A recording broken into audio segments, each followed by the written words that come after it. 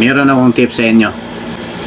Ang ginagamit ko sa paggawa ng thumbnail, simpleng thumbnail, no, sa ating mga YouTube or Facebook, tuturo ko sa inyo kung anong app yung ginagamit ko. Napakasimple at saka napakababang MB lang.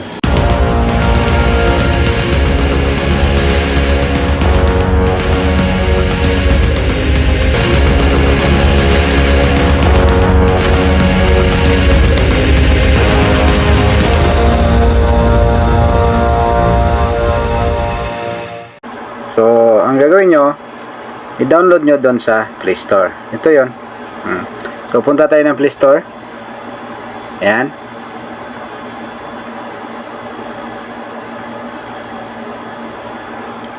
Tapos, i-type natin ito sa search engine. Text and photo.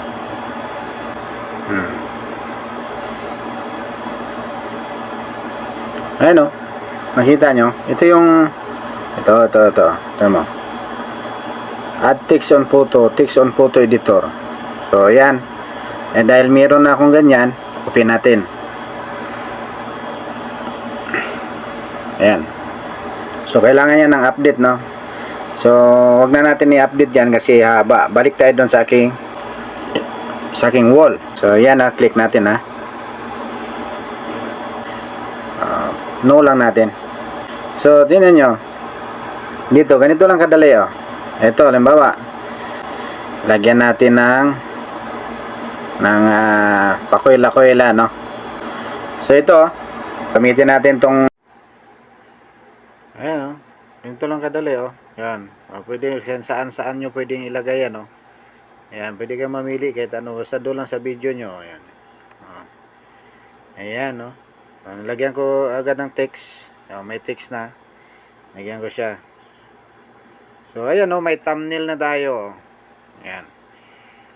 So kayo ang bahala kung saan nyo pwedeng ilagay. Ayan, drag nyo na lang kung saan kayo. Pero ako sa akin dito ko lang ilagay para medyo malinis. Ayan, may thumbnail na tayo. So ganyan lang kadali, mga boss. So click natin yung yung sa taas ito. Click natin yan.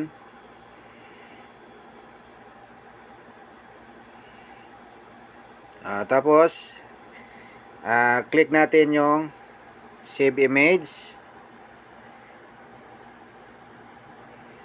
Tapos palitan natin yung pwede rin ipatuloy yan o diretso click na lang para di haba video natin. Click save.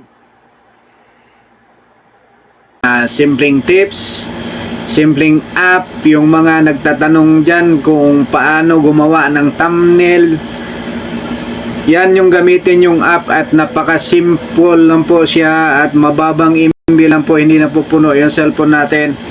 Ito ay para lang po dun sa mga baguhan.